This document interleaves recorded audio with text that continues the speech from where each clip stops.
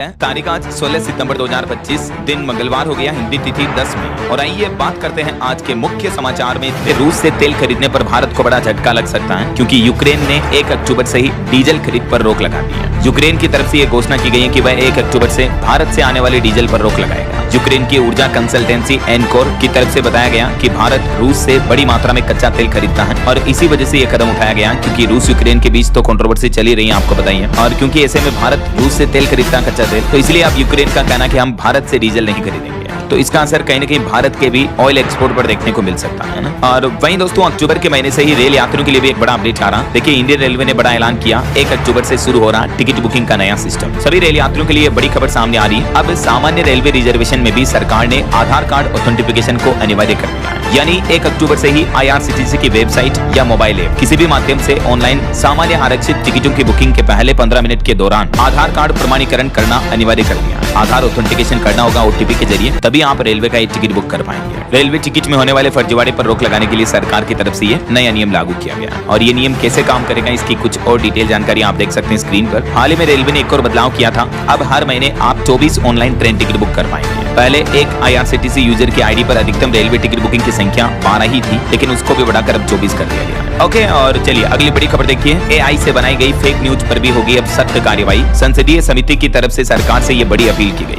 संसदीय समिति ने गवर्नमेंट से आग्रह किया कि AI से उत्पन्न फेक न्यूज फैलाने वाले व्यक्तियों और संस्थाओं की पहचान कर उन पर मुकदमा चलाने के लिए कानून विकसित किया जाए। ऐसा आजकल आपको पता होगा, कई लोग AI के जरिए वीडियो फोटो एडिट करते हैं, फेक न्यूज फैलाते हैं, artificial intelligence, ChatGPT, Google Gemini के जरिए। तो ऐसे लोगों पर अब सख्त कार्रवाई की जाएगी। गवर्नमेंट जल्दी इसको लेकर नया नियम, नया कानून लागू करेगी। लोकसभा स्पीकर को भी ये रिपोर्ट सौंपी गई और समिति का भी गठन किया गया। चलिए अगला अपडेट देखिए दोस्तों। अनएम्प्लॉयमेंट यानी बेरोजगारी पर एक रिपोर्ट सामने आ रही कि भारत की बेरोजगारी दर बीते महीने अगस्त में लगातार दूसरे महीने घटी है और अभी ये घटकर 5.1% पर आ चुकी है। और रिपोर्ट में ये भी बताया गया कि हमारे देश में महिला कार्यबल में भी बढ़ोतरी हुई है, यानी वुमेन एम्प्लॉयमेंट में भी ग्रोथ देखने को मिली है। सरकार की ओर से जारी ताजा आंकड़ों के मुताबिक 15 साल और उससे ज्यादा आयु के पुरुषों में बेरोजगारी दर अगस्त में घटकर 5% के लगभग आ गई है। और ये आंकड़ा अप्रैल के बाद अब तक का सबसे कम है। तो ये रिपोर्ट्स कहीं न कहीं देश के युवाओं के लिए अच्छी बात है। बेरोजगारी दर में गिरावट आई है, लेकिन कहीं न कहीं देखा जाए दोस्तों, तो आजकल आर्टिफिशियल इंटेलिजेंस AI की वजह से नौकरियां वगैरह बहुत जा रही है। देखिए आप, महंगाई दर पर भी रिपोर्ट सामने आ रही। थोक महंगाई दर बीते महीने अगस्त में बढ़कर 0.52% पर पहुंच चुकी है। खाने पीने के सामान की कीमतें बढ़ी हैं, यही वजह है कि महंगाई दर में बढ़ोतरी देखने को मिली। जबकि जुलाई महीने में ये दर -0.58% पर रही थी और ये थोक महंगाई दर है। हाल ही में इससे पहले मैंने आपको रिटेल इन्फ्लेशन रेट यानी खुदरा महंगाई दर के आंकड़े भी बताए थे कि बीते महीने अगस्त में रिटेल महंगाई दर भी बढ़ी है, 2.07% पर पहुंच चुकी है। चलिए अगली खबर देखिए। एलन मस्क की कंपनी स्टारलिंक की सर्विस दुनिया भर में डाउन हुई। सैटेलाइट के जरिए इंटरनेट इस्तेमाल नहीं कर पाए यूजर्स। 40% यूजर ने टोटल ब्लैकआउट की शिकायत की। अमेरिका में आउटेज का सबसे ज्यादा असर देखने को मिला। चलिए दोस्तों अगली बड़ी खबर देखिए। वक्फ कानून को लेकर आखिरकार सुप्रीम कोर्ट ने एक बड़ा फैसला सुनाया और इसमें मुस्लिम भाई लोगों की कुछ दलीलें भी मानी सुप्रीम कोर्ट ने, और सरकार भी इस फैसले से संतुष्ट हुई। एक तो सुप्रीम कोर्ट ने अपने फैसले में कहा कि वक्फ अमेंडमेंट एक्ट पर पूरी तरह से रोक नहीं लगेगी, लेकिन सुप्रीम कोर्ट ने इस वक्फ संशोधन बिल अधिनियम के सरकार के कुछ नियमों पर जरूर रोक लगाई है। जैसे वक्फ बोर्ड में 3 से ज्यादा नहीं होंगे गैर मुस्लिम सदस्य, सुप्रीम कोर्ट ने यह भी कहा। तो कहने का मतलब सरकार ने जो पूरा वक्फ संशोधित कानून पेश किया उस पर तो रोक नहीं लगी, लेकिन इसके 3 मुख्य बदलावों पर स्टे लगा दिया सुप्रीम कोर्ट ने। अब सेंट्रल वक्फ बोर्ड में 4 और राज्य वक्फ बोर्ड में 3 से ज्यादा गैर मुस्लिम मेंबर बनाने पर रोक लगाई गई। और भी बाकी वक्फ कानून के 3 प्रमुख बदलाव जिन पर सुप्रीम कोर्ट ने रोक लगाई, वो कौन कौन से इस टेबल में आप डिटेल देख सकते हैं। एक तो वक्फ बनाने की शर्त जो सरकार ने रखी थी कि 5 साल से इस्लाम मानने वाला ही बना पाएगा, तो उस पर सुप्रीम कोर्ट ने आदेश दिया कि जब तक सिस्टम तय नहीं है तब तक इस बदलाव पर भी रोक रहेगी। और एक जो सरकार ने कलेक्टर को ये आदेश दिए थे वक्फ बोर्ड की संपत्ति है या नहीं ये तय करने के, तो उस पर भी कोर्ट ने आदेश दिया कि अब ये फाइनल फैसला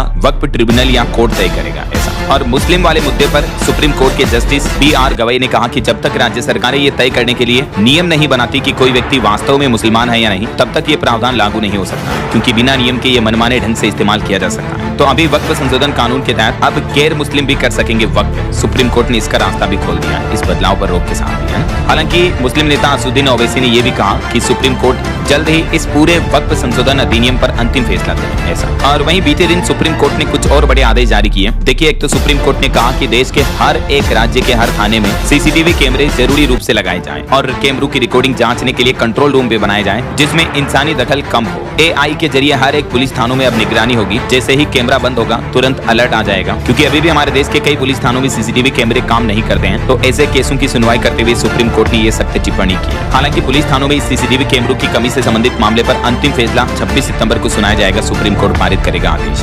और वहीं सुप्रीम कोर्ट ने एक और बयान दिया, कहा कि आपराधिक कानून बदले की लड़ाई का हथियार नहीं बन सकता है। मतलब किसी भी आपराधिक कानून को निजी बदले या दुश्मनी निकालने का जरिया नहीं बनाया जा सकता है। और कोर्ट ने एक केस की सुनवाई करते हुए धोखाधड़ी के एक मामले में दर्ज एफआईआर और चार्जशीट को भी रद्द कर दिया। और वहीं दोस्तों पहाड़ी राज्य हिमाचल को लेकर भी सुप्रीम कोर्ट ने कहा कि पूरे हिमालय रीजन पर आपदा का खतरा छाया हुआ है। हिमाचल के पर्यावरण की जनहित याचिका का दायरा बढ़ाने के संकेत भी दिए। इस मामले पर भी अब 23 सितंबर को सुप्रीम कोर्ट अंतिम फैसला सुनाएगा। सुप्रीम कोर्ट ने कहा कि हाल के दिनों में गंभीर पर्यावरणीय असंतुलन और कई प्राकृतिक आपदाएं देखने को मिली हैं, जैसे लैंडस्लाइड वगैरह। तो इन पर अब सरकारों को सतर्क होना चाहिए, सुधार करना चाहिए, जंगल कम काटना चाहिए। और वहीं बिहार चुनावी एसआईआर मुद्दे पर भी सुप्रीम कोर्ट ने सख्त चेतावनी देते हुए कहा कि अगर गलत प्रक्रिया पाई गई तो रद्द होगी पूरी मतदाता सूची पुनरीक्षण प्रक्रिया। वैसे इस मामले पर भी अंतिम सुनवाई अगले महीने 7 अक्टूबर को होनी है, लेकिन सुप्रीम कोर्ट ने चुनाव आयोग को सख्त चेतावनी दे दी और हिदायत दे दी कि अगर चुनावी एसआईआर मुद्दे में गड़बड़ी मिली तो हम इस पूरे सिस्टम को रद्द कर देंगे। और सुप्रीम कोर्ट ने यह भी क्लियरिफाई कर दिया कि बिहार पर जो फैसला देंगे वही फैसला पूरे देश में लागू होगा। 7 अक्टूबर को भी इस मामले पर अगली सुनवाई होनी है, क्योंकि चुनाव आयोग तो ये भी प्लान कर रहा है कि न सिर्फ बिहार में बल्कि पूरे देश में एसआईआर चुनावी वेरिफिकेशन सिस्टम लागू किया जाएगा। राइट, तो इस माहौल के बीच अब सुप्रीम कोर्ट ने ये याचिकाओं पर सुनवाई करते हुए अहम फैसला सुनाया। और बीते दिन प्रधानमंत्री नरेंद्र मोदी ने भी बिहार का दौरा किया। यहाँ बिहार पूर्णिया में एयरपोर्ट के नए टर्मिनल भवन का शुभारंभ किया। कुल बिहार पूर्णिया में 40,000 करोड़ रुपए से भी ज्यादा की विकास परियोजनाओं का उद्घाटन और शिलान्यास किया पीएम मोदी ने। और बिहार में अपने जनसभा के संबोधन में पीएम बोले कि आरजेडी और कांग्रेस से बिहार के सम्मान और पहचान को खतरा है। इन्होंने राज्य की तुलना बीडी से की। बिहार के मुख्यमंत्री नीतीश कुमार ने भी कहा कि खड़े होकर प्रधानमंत्री को प्रणाम कीजिए। तो यूं कुछ चुनावी भाषण वगैरह देखने को मिले। बिहार में पीएम मोदी ने अपने संबोधन की 5 बड़ी बातें क्या क्या कही, इनकी कुछ खास हाइलाइट्स और पॉइंट्स भी आप देख सकते हैं स्क्रीन पर। तो वहीं इधर विपक्ष ने भी आरोप लगाया कि पीएम ने बिहार के भागलपुर की 1050 एकड़ जमीन अडानी को सौंप दी। कांग्रेस नेता पवन खेड़ा बोले कि किसानों को धमकाकर जमीन ली गई, उसका शिलान्यास करने पहुंचे पीएम मोदी बिहार। और अब कल 17 सितंबर को पीएम मोदी का जो जन्मदिन है, उस मौके पर स्वस्थ नारी सशक्त परिवार अभियान और 8वें पोषण माह का भी शुभारंभ करेंगे पीएम नरेंद्र मोदी उनके 75वें जन्म दिवस के मौके पर, है ना। और गृह मंत्री अमित शाह भी परसों 18 सितंबर को बिहार का दौरा करेंगे और यहाँ धार्मिक न्यास परिषद के साधु संतों के साथ उनकी बैठक भी हो सकती है। चलिए आगे बढ़ते खबरों में देखिए आप खबर, झारखंड पैसा नियमावली को लेकर हाई लेवल मीटिंग हुई। मुख्यमंत्री हेमंत सोरेन ने अधिकारियों को निर्देश भी दिए, कुछ डिटेल आप देख सकते हैं। और वहीं देखिए हाल ही में कुछ महीनों पहले जो मामला सामने आया था, आईएएस पूजा खेड़कर को बर्खास्त कर दिया गया था, तो उनके माता पिता पर अब मारपीट और अपहरण का आरोप लगा है। बताया जा रहा है कि दोनों फरार हैं। उनकी कार की ट्रक से टक्कर के बाद हेल्पर को उठा ले गए थे और अभी उन पर ये आरोप प्रत्यारोप लगाए जा रहे हैं। और वहीं देखिए सुप्रीम कोर्ट ने अंबानी के वनतारा को भी क्लीन चिट दी। कहा कि जानवरों की खरीद और बिक्री कानूनी तरीके से हो रही है। जैन मठ से हथिनी की शिफ्टिंग पर विवाद पैदा हुआ था, तो उस मामले पर भी सुप्रीम कोर्ट ने ये क्लेरिफिकेशन जारी किया। चलिए खबर देखिए दोस्तों, मुंबई में अभी भारी बारिश हो रही, कई जगहों पर रेलवे ट्रैक भी डूब गए। तो वहीं हैदराबाद में भी बाढ़ के हालात पैदा हो गए, 2 लोग बह गए। राजस्थान से मानसून की विदाई शुरू हो चुकी है, लेकिन अभी भी दोस्तों देश के कई राज्यों में भारी बारिश के हालात चल रहे हैं। आगे मैं आपको बताऊंगा और भी पूरे मौसम समाचार विस्तार से। फिलहाल देखिए अगली खबर, देश के पूर्व मुख्य निर्वाचन आयुक्त बोले कि राहुल गांधी के आरोपों की जांच हो।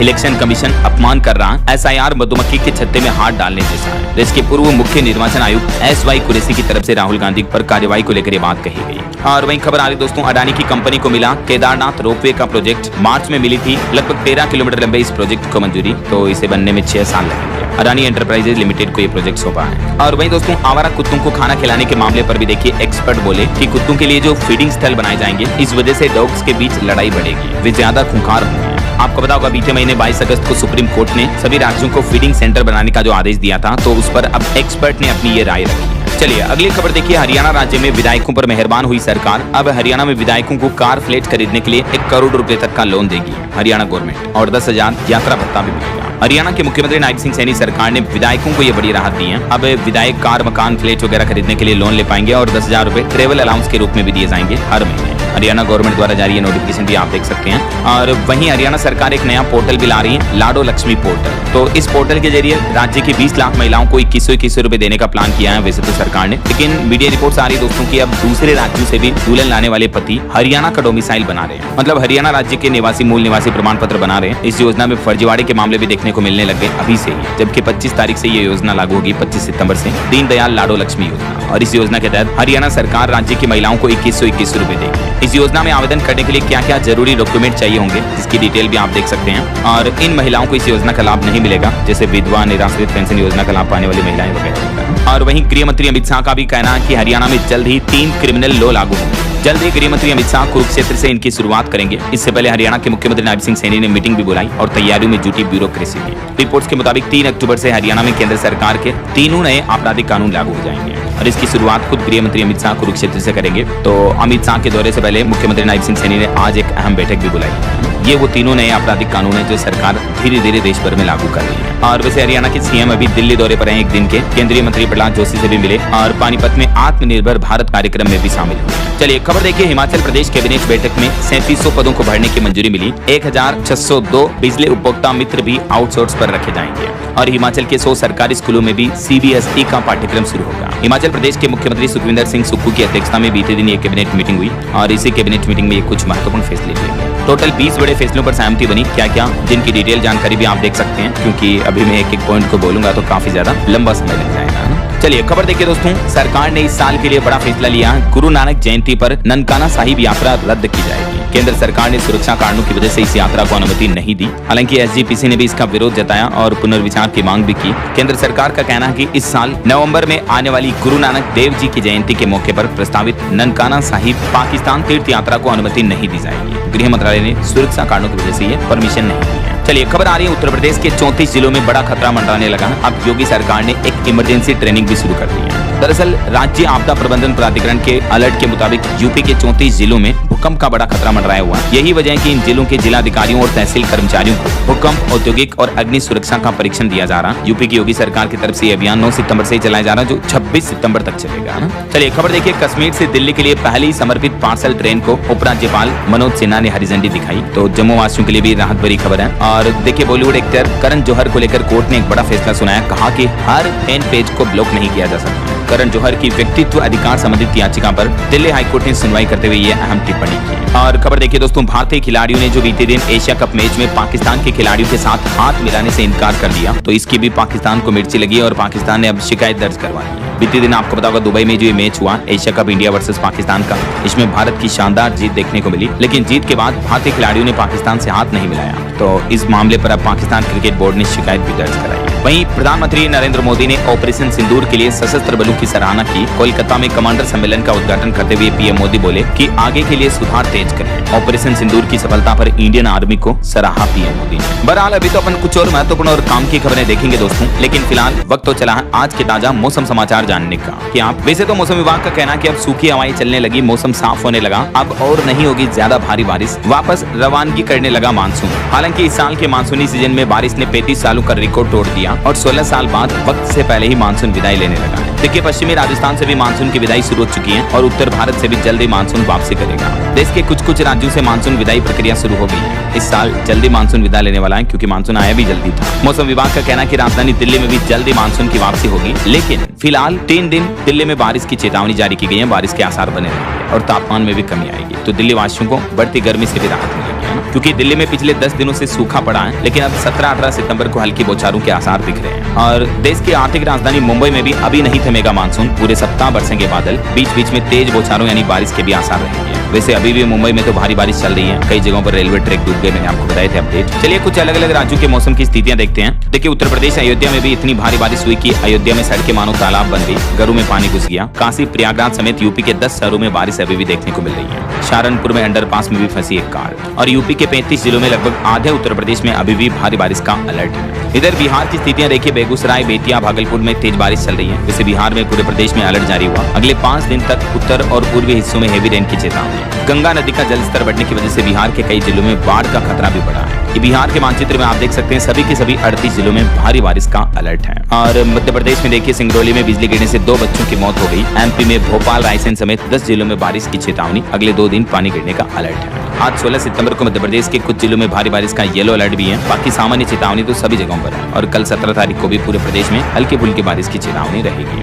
और हालांकि राजस्थान में दोस्तों इस बार 3 दिन पहले ही मानसून की विदाई शुरू हो चुकी है। 2 दिन बाद राजस्थान के 4 जिलों में भले ही बारिश का अलर्ट है, लेकिन अभी से ही दिन और रात का तापमान बढ़ने लगा। राजस्थान से मानसून ने विदाई शुरू कर दी है, लेकिन फिर भी कल 17 तारीख को इन दक्षिणी राजस्थान के कुछ जिलों में बारिश की येलो चेतावनी जारी की है। और छत्तीसगढ़ की मानसून का लाइव अपडेट देखिए, सूरजपुर में 7 लोगों पर बिजली गिरी, 1 की मौत हो गई, 6 लोग लोग घायल हो गए। वहीं रायपुर रायगढ़ में भी बारिश हुई। छत्तीसगढ़ के 33 जिलों में भारी बारिश का येलो अलर्ट है। बेमेतरा में सामान्य से 50% कम वर्षा पानी। इधर हरियाणा में देखिए 5 दिन बाद अब मानसून की विदाई शुरू हो जाएगी, लेकिन उससे पहले 4 दिन हरियाणा में बारिश की चेतावनी है। दिन का टेम्परेचर बढ़ने और रात का तापमान घटने लगा और हरियाणा का क्षतिपूर्ति पोर्टल भी बंद हो चुका है। और वहीं पहाड़ी राज्य हिमाचल प्रदेश में भी आज और कल बारिश का अलर्ट है। हालांकि 17 तारीख के बाद से फिर मानसून कमजोर पड़ने लगेगा और इस मानसूनी सीजन में हिमाचल में अब तक 404 लोगों की मौत हो गई है। 3 नेशनल हाईवे समेत अभी भी 565 सड़कें बंद पड़ी हैं। चलिए अब देखिए पंजाब के मौसम की स्थितियां। पंजाब के होशियारपुर में तेज बारिश की चेतावनी। पठानकोट मोहाली में भी आसार रहेंगे। नदियों का जलस्तर घटने लगा। बाढ़ में सुधार हुआ। बठिंडा अभी सबसे गर्म इलाका चल रहा है।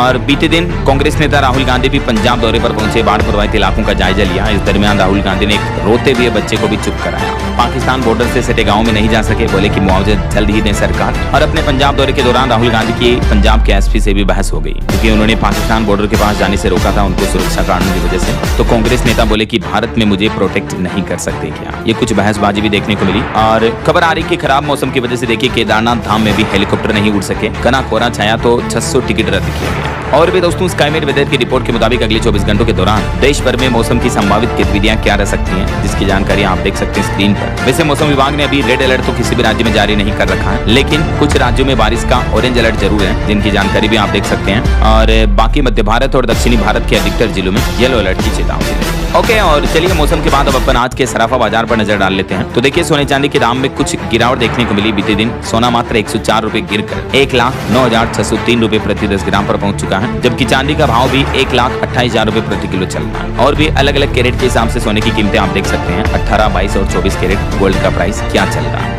ओके, और चलिए दोस्तों कुछ मार्केट अपडेट्स पर भी नजर डाल लेते हैं। देखिए बीते दिन भारतीय शेयर बाजार में सेंसेक्स 119 अंक गिरकर 81,786 पर बंद हुआ। निफ्टी भी 25,069 पर आया। ऑटो, आईटी और फार्मा शेयर्स में गिरावट देखने को मिली। और वहीं इलोन मस्क ने अपनी एआई कंपनी XAI ग्रोक से 500 कर्मचारियों को निकाल दिया। मैंने आपको बताया था अपडेट। चलिए कुछ बड़े हादसों की खबरें देखिए आप। राजस्थान के जयपुर में कार हादसे में जो 7 लोगों की दर्दनाक मौत हो गई थी, अभी एक दिन पहले की यह घटना है। तो बड़ी दुखद बात यह है दोस्तों की इस घटना में मरने वालों के अंतिम संस्कार में गए 7 लोग भी डूब गए। जी हाँ, हरिद्वार से अपने परिजनों की अस्थि विसर्जन करके वो आ रहे थे 7 लोग जिनकी कार हादसे में जान गई थी। तो उनके अंतिम संस्कार में गए 7 लोग नदी में डूब गए। हरिद्वार से मानो मौत ने उनका पीछा किया। राजस्थान की यह घटना है। देखिए इसे क्या कहोगे आप, कोइंसिडेंस या दुर्भाग्य। और वहीं बीते दिन मध्य प्रदेश के इंदौर में भी एक बड़ी घटना हो गई। देखिए इंदौर में 15 से ज्यादा लोगों को कुचल दिया एक ट्रक ने, जिसमें 2 लोगों की मौत हो गई। पुलिस की भारी चूक सामने आई। नो एंट्री में घुसा था ये ट्रक। हादसे के दौरान ट्रक में आग भी लग गई थी। इंदौर में भीड़ को रौंदते हुए निकला बेकाबू ट्रक। इसमें अब तक 3 लोगों की जान जाने की खबर है। पहले 2 की हुई थी मौत, फिर एक और व्यक्ति की जान चली गई। एयरपोर्ट रोड पर यह बड़ा दर्दनाक हादसा हुआ। काल बनकर दौड़ा मानो ये ट्रक। और वहीं बीते दिन दिल्ली में भी एक बड़ी रोड एक्सीडेंट की घटना हो गई। देखिए वित्त मंत्रालय के डिप्टी सेक्रेटरी को BMW कार ने टक्कर मार दी। बताया जा रहा है कि एक महिला कार चला रही थी और ये वित्त मंत्रालय की डिप्टी सेक्रेटरी है जिनकी जान चली गई। वहीं हिमाचल प्रदेश शिमला में भी देखिए एक पिकअप पलट गई, जिसमें 5 लोगों की मौत हो गई। और हरियाणा पुलिस के भी एक जवान ने अपनी गाड़ी से 3 बच्चों को कुचल दिया, जिनमें 2 की जान चली गई। स्कूल से लौट रहे थे बच्चे। लोग बोले कि पुलिस वाला नशे में था। उत्तर प्रदेश में भी देखिए एक घटना हो गई। 50 श्रद्धालुओं से भरी AC बस टकरा गई, जिसमें 4 श्रद्धालुओं की मौत हो गई। ट्रेलर में जा घुसी है बस। तो ये तो रही कुछ बड़ी दुर्घटनाएं। और नक्सलवाद पर एक बड़ी खबर आ रही है। देखिए झारखंड के हजारीबाग में नक्सलियों और जवानों के बीच मुठभेड़ हुई, जिसमें 3 इनामी नक्सली ढेर हुए हैं। ओके, और चलिए आगे बढ़ते हैं अपन खबरों में। कुछ इंटरनेशनल न्यूज अपडेट देखिए दोस्तों। नेपाल में जेन जी प्रदर्शनकारियों ने अब नेपाली नई PM सुशीला कार्की का भी इस्तीफा मांगा। उन्होंने कहा कि इनको हमने ही कुर्सी पर बैठाया, हटाने में वक्त नहीं लगेगा, क्योंकि नई अंतरिम PM पर जेन जी ने आरोप लगाया कि वो बिना सलाह के मंत्री चुन रही है। इसलिए प्रदर्शनकारियों ने उनके खिलाफ नारेबाजी भी की। वैसे अभी एक दिन पहले आपको पता होगा उन्होंने आदेश जारी किया कि नेपाल हिंसा में मारे गए लोग शहीद कहलाएंगे, पीड़ितों को 10-10 लाख का मुआवजा भी देंगे, राइट। और एक रिपोर्ट सामने आ रही दोस्तों की जेन जी के जवानों ने बीते 4 सालों में दुनिया के 3 देशों की सरकारें गिरा दी। नेपाल में तो सोशल मीडिया पर चुना गया PM भी। आखिरकार 8 सेकंड फोकस करने वाली पीढ़ी दुनिया के देशों को कैसे बदल रही है, देखिए जरा। कुछ और इंटरनेशनल न्यूज अपडेट देखिए आप। इजराइल के खिलाफ कतर में जुटे 50 मुस्लिम देश। ईरान बोला कि इस्लामी देश इजराइल से रिश्ता तोड़े। पाकिस्तान की NATO जैसी फोर्स बनाने की सलाह दी है। और अमेरिकी राष्ट्रपति डोनाल्ड ट्रंप के सलाहकार भी बोले कि मुझे नहीं लगता जिनपिंग के साथ मंच शेयर करने में मोदी कंफर्टेबल थे। वहीं खबर आ रही पाकिस्तानी राष्ट्रपति अभी चाइना दौरे पर हैं और चीन में उन्होंने J-10C फाइटर जेट फैक्ट्री भी देखी, हथियारों की तारीफ की। भारत के खिलाफ संघर्ष में इन्हीं हथियारों का इस्तेमाल हुआ था। और यूएस टेरिफ ट्रेड डील पर भी खबर आ रही कि टेरिफ तनाव के बीच आज भारत पहुंचेगा अमेरिकी प्रतिनिधिमंडल और इस दरमियान द्विपक्षीय व्यापार समझौते पर भी बातचीत हो सकती है। वैसे तो ये बीते छठे दौर की बातचीत 25 अगस्त को होनी थी, लेकिन टेरिफ विवाद के चलते इसको टाल दिया गया। अभी तक भारत अमेरिका के बीच द्विपक्षीय व्यापार समझौते को लेकर 5 दौर की वार्तालाप हो चुकी है और अब ये छठी बार बातचीत हो रही है। चलिए खेल जगत से खबर देखिए। हरियाणा भिवानी की जैस्मिन को पीएम मोदी ने भी बधाई दी। बॉक्सिंग में गोल्ड मेडल जीतने पर कहा कि आपका प्रदर्शन खिलाड़ियों को प्रेरित करेगा। पोलैंड के बॉक्सर को हराया था इन्होंने, जो इंग्लैंड में अभी ये प्रतियोगिता चल रही है। और वहीं देखिए हरियाणा ओलंपिक एसोसिएशन भी रोकेगा मेरिट सर्टिफिकेट फर्जीवाड़ा। अब जन्म तिथि और आधार कार्ड नंबर जरूरी होगा, माता पिता का नाम भी करना होगा अंकित। हरियाणा में सरकारी नौकरी पाने के लिए कई लोग फर्जी खेल प्रमाण पत्र बनवा रहे थे और इस बार हरियाणा ओलंपिक एसोसिएशन ने सख्ती दिखाते हुए ये बड़ा कदम उठाया और ये कुछ न्यू रूल्स भी लागू किए हैं और ये नई गाइडलाइंस भी जारी की गई है। चलिए आगे बढ़ते हैं अपन खबरों में। देखिए बॉलीवुड से एक रिपोर्ट सामने आ रही कि मां बनने वाली हैं कैटरीना कैफ। शादी के 4 साल बाद विक्की कौशल बनेंगे पापा। वैसे अभी तक ऑफिशियल अनाउंसमेंट्स नहीं हुआ है, लेकिन मीडिया रिपोर्ट्स में ये दावा किया जा रहा है। और मोबाइल फोन लॉन्चिंग पर खबर देखिए। 7000 mAh बैटरी वाला सबसे सस्ता 5G phone Poco M7 Plus launch हुआ। कीमत इसकी 10,999 है। और वहीं ओप्पो ने भी अपनी नई स्मार्टफोन सीरीज F31 लॉन्च कर दी है, जिसकी शुरुआती कीमत 22,999 है। इसमें आपको 50 मेगापिक्सल कैमरा वगैरह भी मिलेगा। चलिए अगली खबर देखिए। पंजाब हरियाणा हाईकोर्ट ने यूएपीए के आरोपी को जमानत दी और कहा कि सिर्फ हथियार बरामदगी से आतंकी साबित नहीं हो सकता है। वहीं अभी एक दिन पहले आपको पता होगा बॉलीवुड एक्ट्रेस दिशा पाटनी के घर पर जो फायरिंग हुई थी यूपी बरेली में, उसके बाद उनकी बहन ने एक वीडियो जारी किया। सीएम योगी भी इस मामले पर बोले कि हमलावरों को पाताल से खोज निकालेंगे। दिशा पाटनी के पिता से मुख्यमंत्री योगी आदित्यनाथ ने फोन पर बातचीत भी की। और खबर देखिए बिहार जमुई में 23 तारीख को एनडीए का कार्यकर्ता सम्मेलन भी होना है। वहीं मध्य प्रदेश भोपाल इंदौर के बीच high speed expressway route final हो चुका है। इससे इन दोनों के बीच की दूरी 50 किलोमीटर कम होगी और 1 घंटा कम समय लगेगा आपको आने जाने में। साल 2029 तक ये बनकर तैयार होगा। और पॉलिटिक्स से एक बड़ी खबर देखिए। बिहार विधानसभा की सभी सीटों पर गौ भक्त प्रत्याशी उतारेंगे शंकराचार्य। सुपौल में शंकराचार्य ने घोषणा करते हुए कहा कि देश में 90 करोड़ हिंदुओं की आवाज अनसुनी की जा रही है। वहीं खबर है हरियाणा के गूगल बॉय कौटिल्य को आशीर्वाद देने पहुंचे बॉलीवुड एक्टर भी। 29 तारीख को ये ऑक्सफोर्ड यूनिवर्सिटी इंग्लैंड जाएंगे कौटिल्य। और ऑटो इंडस्ट्री से खबर देखिए। टीवीएस जुपिटर 1110 का star dust black edition launch हुआ। कीमत इसकी 94,511। और वहीं खबर देखिए। स्टार्टअप कॉन्क्लेव 2025 में मुख्यमंत्री योगी आदित्यनाथ बोले कि नवाचार को बढ़ावा देने वाला देश ही भविष्य में दुनिया का नेतृत्व करेगा। और खबर है हरियाणा के जिले में बैन हुआ पटाखा, गुटखा, तंबाकू, सिगरेट वगैरह सब कुछ। उल्लंघन करने पर कड़ी कार्रवाई के आदेश भी जारी हुए। हरियाणा के नूह जिला मजिस्ट्रेट की तरफ से ऑर्डर जारी किया गया। और बड़ी अच्छी खबर देखिए। हमारे देश की इंडियन आर्मी अब और मजबूत होगी। स्टार्टअप और एमएसएमई मिलकर बनाएंगे सेना के हथियार। रक्षा मंत्रालय से मिलेंगे 1 लाख करोड़ के ऑर्डर। देश की डिफेंस मिनिस्ट्री की तरफ से नया प्लान भी किया जा रहा है। और मेघालय में देखिए भारत थाईलैंड दोनों देशों की सेना का संयुक्त सैन्य अभ्यास संपन्न हुआ। दोनों देशों ने एक दूसरे के युद्ध कौशल को भी जाना। वहीं खबर आ रही दोस्तों मणिपुर में एक बार फिर से हिंसा देखने को मिली। फिर बड़ा तनाव। चूराचांदपुर में कुकी नेता के घर में आग लगाई गई। NH2 को लेकर भी फैला पड़ा। और खबर है कि GST 2.0 लागू होने के इंतजार में मंजूर कार लोन रद्द करा रहे खरीदार। बैंकों की भी चिंता बढ़ने लगी है। वहीं देखिए ऑनलाइन गेमिंग पर बैन के बाद अब मनी लॉन्ड्रिंग पर भी शिकंजा कसने की तैयारी में है ईडी। जम्मू श्रीनगर में तय हुई नई रणनीति भी। अच्छा वैसे गेमिंग से याद आया दोस्तों, हाल ही में जो सरकार ने ऑनलाइन रियल मनी गेम्स को बैन करने वाला जो एक संशोधित कानून लागू किया था, तो उसके बाद अब ये बड़ी खबर आ रही कि कभी व्हाट्सएप को भी टक्कर देने वाली एक भारतीय कंपनी बंद होने जा रही है। दरअसल हाइक का नाम तो आपने जरूर सुना होगा दोस्तों। तो सरकार के रियल मनी गेमिंग प्रतिबंध के बाद अब भारतीय कंपनी हाइक ने अपना संचालन पूरी तरह से बंद करने का ऐलान किया। ये एक बहुत बड़ी मैसेजिंग ऐप रह चुकी है जो यूनिकॉर्न बन चुकी है, लेकिन अब हाइक मैसेजिंग ऐप बंद होने जा रहा है। और खबर देखिए महाराष्ट्र सरकार ने एक नया आदेश जारी किया। सभी वेबसाइट का मुख्य पृष्ठ मराठी भाषा में बनाना अनिवार्य होगा। सरकार ने सभी विभागों और मंत्रालयों को निर्देश भी जारी किया। वहीं खबर है भारत में ही बनेगी ई पासपोर्ट के लिए सेमीकंडक्टर चिप। L&T की सब्सिडरी कंपनी ने एक बड़ा समझौता किया। और रिपोर्ट्स आ रही कि बीते महीने अगस्त में 26 लाख से ज्यादा व्हीकल्स बिके, लेकिन कार की बिक्री में गिरावट आई। SIM की तरफ से लेटेस्ट रिपोर्ट जारी की गई है। कुछ डेटा भी आप देख सकते हैं। और खबर देखिए अब सिर्फ इमामबाड़ा और भूलभुलैया ही नहीं बल्कि यूपी की राजधानी लखनऊ भी बनेगा स्टार्टअप्स का नया अड्डा। यूपी की योगी सरकार की तरफ से नया प्लान किया जा रहा स्टार्टअप्स कॉन्क्लेव 2025 के तहत। और देखिए वित्त मंत्रालय ने एक बड़ा आदेश जारी किया। GST रेट कट का पूरा फायदा सीधे आम उपभोक्ता आम लोगों तक पहुंचे। सभी बीमा कंपनियों को बुलाकर वित्त सेवा विभाग की तरफ से नया निर्देश जारी किया गया। वहीं खबर है दोस्तों पहाड़ी राज्य हिमाचल प्रदेश में पर्यटन सीजन में महंगा होगा हवाई सफर करना। इंडिगो ने दिल्ली के किराए में 2161 रुपए की बढ़ोतरी की है। और देखिए आम उपभोक्ताओं पर न डाला जाए अत्यधिक बिजली बिलों का बोझ। दिल्ली में DERC की तरफ से डिस्कॉम के खातों की जांच की मांग की गई और ये नया आदेश भी जारी किया गया। और वहीं दोस्तों देश की राजधानी दिल्ली में रहने वाले बुजुर्गों के लिए भी खुशखबरी आई। सरकार देने जा रही पेंशन। दरअसल दिल्ली सरकार बुजुर्गों के लिए एक नई पेंशन योजना शुरू करने जा रही है। प्रधानमंत्री नरेंद्र मोदी के जन्मदिन के मौके पर 50,000 नई पेंशन योजनाएं शुरू होगी, जिसका शुभारंभ खुद गृह मंत्री अमित शाह करेंगे। और भी इस योजना से बाबत ज्यादा डिटेल आप देख सकते हैं स्क्रीन पर। और वहीं आने वाले दिल्ली विश्वविद्यालय छात्र संघ चुनाव को लेकर भी दिल्ली हाईकोर्ट ने सख्त चेतावनी दी और कहा कि नियमों का उल्लंघन माना जाएगा अदालत की अवमानना, सख्त कार्रवाई की जाएगी। और हरियाणा सरकार का एक बड़ा फैसला देखिए, सरकारी विभागों में अब ड्राइवर की नौकरी चाहिए तो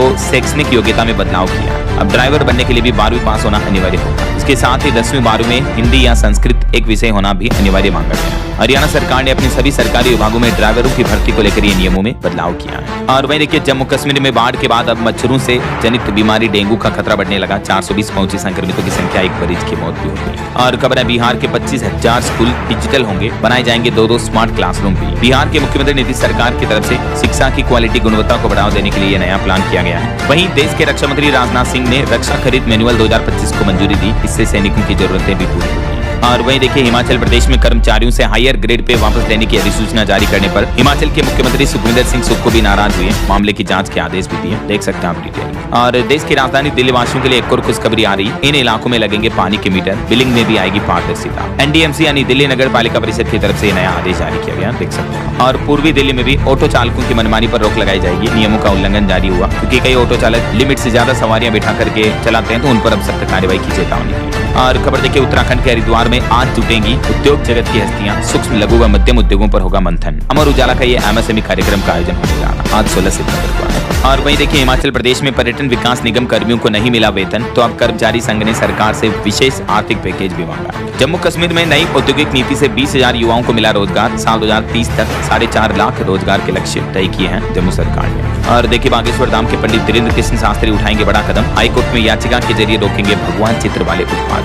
वहीं खबर आ रही है, अमेरिका और चाइना के बीच टिकटॉक का झगड़ा खत्म हुआ। एक बड़ी डील हुई है अमेरिका चाइना के बीच। अमेरिकी राष्ट्रपति डोनाल्ड ट्रंप ने खुद इस डील को लेकर संकेत दिए हैं। और खबर आ रही है, पेंशनर्स कर्मचारियों के लिए बड़ी खुशखबरी, सरकार ने ये राहत दी है। यूपीएस के सदस्यों को एक बार फिर से एनपीएस में स्विच करने का विकल्प दिया है, जो कि सितंबर 2025 से लागू होगा। तो अब इस लास्ट डेट को बढ़ाकर 30 सितंबर कर दिया। देख सकते हैं आप, कल ही 15 सितंबर को सरकार ने ये नया ऑर्डर जारी किया है। और खबर देखिए, इस राज्य में 30 पैसे प्रति किलो हुआ प्याज का दाम। तो किसानों के लिए उनकी खेती की कीमत निकालना बहुत महंगा पड़ रहा है, किसान रोने लगे। ये मामला है दोस्तों आंध्र प्रदेश के कुर्नूल जिले का, जहां किसान भाई लोग अभी बड़ी समस्या का सामना कर रहे हैं। प्याज की कीमतों में भारी गिरावट हुई है। और देखिए, उत्तर प्रदेश मध्य प्रदेश में 42 एकलव्य स्कूलों का होगा कायाकल्प। ट्राइबल अफेयर्स मिनिस्ट्री एनसीएल की तरफ से ये बड़ी पहल की घोषणा की गई है और इसका फायदा 26,000 से भी ज्यादा आदिवासी बच्चों को मिलेगा। वहीं खबर है, दिल्ली में युवा बनेंगे विकसित दिल्ली के एम्बेसडर। मुख्यमंत्री रेखा गुप्ता ने लॉन्च किया सीएम इंटर्नशिप प्रोग्राम, जिसमें 9,000 में से चुने गए 87 युवा 3 महीने तक विभिन्न सरकारी विभागों में काम करेंगे। और वही खबर देखिए, 2 करोड़ किताबों वाली लाइब्रेरी बनाई गई। देखिए, 75 साल के एक बुजुर्ग ने कर्नाटक के एक गांव में ये लाइब्रेरी बनाई। दूर दूर से आते हैं लोग इस लाइब्रेरी को देखने और पढ़ने में। देखिए, वो कहते हैं ना कि जज्बा अगर मजबूत हो, हिम्मत अगर हौसलों से बुलंद हो, तो उम्र तो सिर्फ एक नंबर होता है। 75 साल के बुजुर्ग की ये मेहनत देखी जा रहा है।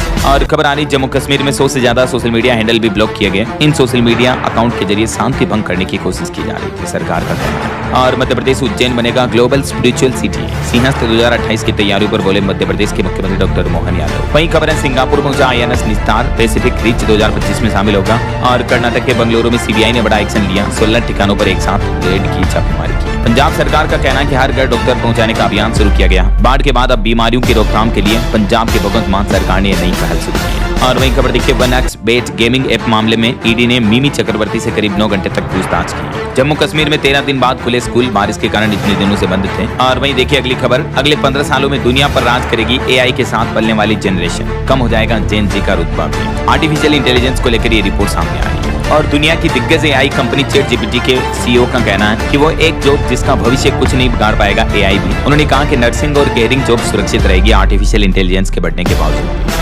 ओपनएआई के सीईओ ऑल्टमैन की तरफ से ये जानकारी दी। और खबर है दोस्तों, मेक इन इंडिया को बढ़ावा देगी सरकार। 100 प्रोडक्ट्स की पहचान की गई है, घरेलू उद्योग को बढ़ावा मिलेगा। भारत सरकार अब आयात पर निर्भरता घटाने के लिए ये बड़ा कदम उठाने जा रही है। वाणिज्य मंत्रालय जल्दी 100 ऐसे उत्पादों की सूची जारी करेगा जिनका भारी मात्रा में आयात देश में किया जाता है। और मकसद है कि इन सभी उत्पादों का आयात नहीं किया जाएगा, बल्कि मेक इन इंडिया प्रोडक्ट्स को बढ़ावा दिया जाएगा। और वही खबर देखिए, कांग्रेस नेता भूपेश बघेल के बेटे चैतन्य बघेल को अदालत में पेश किया गया। दिल्ली एनसीआर में डेंगू से बचाव की तैयारियों के बीच बैठक भी हुई। सुप्रीम कोर्ट में बिहार एसआईआर मुद्दे को लेकर अंतिम सुनवाई 7 अक्टूबर को होगी। पेसर मोहम्मद सिराज को आईसीसी पुरुष प्लेयर ऑफ द मंथ का पुरस्कार मिला। चलिए दोस्तों, अगला अपडेट देखिए, 20 सितंबर को पीएम मोदी गुजरात के भावनगर जाएंगे। यहाँ परियोजनाओं का शुभारंभ करेंगे, जनसभा को भी संबोधित करेंगे। और बीते दिन भी आपको पता होगा, पीएम मोदी ने बिहार का दौरा किया, पूर्णिया एयरपोर्ट का उद्घाटन किया। इसके अलावा भी एक वंदे भारत, 2 अमृत भारत और एक एक्सप्रेस ट्रेन का भी उद्घाटन किया। वहीं खबर है केंद्रीय खाद्य एवं सार्वजनिक वितरण विभाग 2 अक्टूबर से 31 अक्टूबर तक 5वें विशेष अभियान के लिए तैयार हुआ और केंद्रीय मंत्री डॉक्टर जितेंद्र सिंह भी आज 16 सितंबर को एक विशेष अभियान 5.0 के लिए केंद्रीकृत वेब पोर्टल का भी शुभारंभ करेंगे। देख सकते हैं आप ज्यादा डिटेल भी। चलिए उत्तर प्रदेश के कुछ अपडेट देखिए। यूपी बना फील्डलेस बिजनेस का नया केंद्र। लखनऊ में CSIR स्टार्टअप कॉन्क्लेव के समापन पर बोले सीएम योगी आदित्यनाथ। वहीं यूपी के कासगंज में गाँव में बेहतर होगी शिक्षा। 206 ग्राम पंचायतों में बनाई जाएगी डिजिटल लाइब्रेरी। पहले चरण में 103 का चयन भी हो चुका है। और वहीं एक बड़ा आदेश आ रहा है कि मोबाइल ही नहीं बल्कि अब ड्राइविंग लाइसेंस से आधार कार्ड लिंक कराना भी अनिवार्य होगा। उत्तर प्रदेश के इस जिले में परिवहन विभाग की तरफ से अहम आदेश जारी किया गया। कासगंज जिले में RTO डिपार्टमेंट ने ये नई पहल शुरू की है। और अब देखिए बिहार के कुछ अपडेट। 9817 विकास मित्रों को बिहार की नीतीश सरकार ने खुशखबरी दी। इन कर्मचारियों को भी सरकारी कर्मचारियों की ही तरह दुर्घटना बीमा योजना का लाभ मिलेगा। वहीं खबर है बिहार में सरकारी अस्पतालों में फ्री दवा बांटने में नंबर 1 बना बिहार राज्य। लगातार 11 महीने हासिल किया है पहला स्थान। और खबर आ रही है बिहार के औद्योगिक विकास में अच्छी रफ्तार देखने को मिली है। लघु उद्योगों में 135% तो बड़े उद्योगों में 131% तक की बढ़ोतरी हुई है। राष्ट्रीय सांख्यिकी कार्यालय की तरफ से रिपोर्ट जारी की गई। वहीं देखिए बिहार मुंगेर में 250 करोड़ की लागत से खुलेगा मदर डेयरी प्लांट। मुख्यमंत्री नीतीश कुमार खुद इसका उद्घाटन करेंगे। केंद्रीय मंत्री ने ये ऐलान किया है। अगले महीने अक्टूबर में ये शिलान्यास किया जाएगा। और बिहार के नीतीश सरकार ने जमीन मालिकों को भी बड़ी राहत दी। राजस्व महाअभियान की लास्ट डेट को बढ़ाकर 20 सितंबर कर दिया। तब तक आराम से इस अभियान से जुड़ा जा सकेगा। और वहीं देखिए बिहार में बर्खास्त संविदा कर्मियों में से अब तक 2035 ने अपील की और 402 की मंजूरी भी दी गई। ये भी रिपोर्ट सामने आ रही है। और बिहार में मानसून का भी सितम बढ़ने वाला है। पटना समेत 13 जिलों में भारी बारिश बिजली का अलर्ट है। इसके अलावा देखिए बिहार में शिक्षक और स्नातक चुनाव के लिए शुरू होगी मतदाता सूची बनाने की प्रक्रिया। चुनाव आयोग की तरफ से इस संबंध में ये अधिसूचना भी जारी कर दी गई है। चलिए आगे बढ़ते हैं अपन खबरों में। देखिए आप भारत यूरोपीय संघ के बीच मुक्त व्यापार समझौते यानी फ्री ट्रेड एग्रीमेंट को लेकर 14 दौर की वार्तालाप 6 से 10 अक्टूबर तक अगले महीने ब्रसेल्स में होगी। और एक रिपोर्ट सामने आ रही दोस्तों की हमारे देश में कम महंगाई दर के चलते भारतीय रिजर्व बैंक RBI इस साल और भी ज्यादा ब्याज दरों में यानी रेपो रेट में कटौती कर सकता है। 50 और बेसिस पॉइंट की कटौती हो सकती है। वहीं खबर है कि भारत फरवरी 2026 में करेगा AI इम्पैक्ट समिट की मेजबानी। साल 2035 तक $8.3 ट्रिलियन GDP का लक्ष्य रखा गया आर्टिफिशियल इंटेलिजेंस AI के क्षेत्र में। भारत ने यह नया लक्ष्य तय किया। बीते दिन देश की वित्त मंत्री निर्मला सीतारमण ने भी कहा कि AI नियमों को प्रौद्योगिकी की गति के अनुरूप होना चाहिए। और एक रिपोर्ट ये सामने आ रही है नीति आयोग की कि साल 2035 तक AI अकेला भारतीय अर्थव्यवस्था में $2 ट्रिलियन जोड़ेगा। खुद नीति आयोग के CEO ने यह जानकारी दी है। यही वजह है कि सरकार अब आर्टिफिशियल इंटेलिजेंस AI को बढ़ावा देने के लिए जुटी हुई है और 2035 तक मैन्युफैक्चरिंग GDP को भी AI $100 अरब तक बढ़ा सकता है। वहीं खबर देखिए विदेश मंत्रालय के सचिव ने नई दिल्ली में लिथुआनिया के उप मंत्री के साथ वार्तालाप की।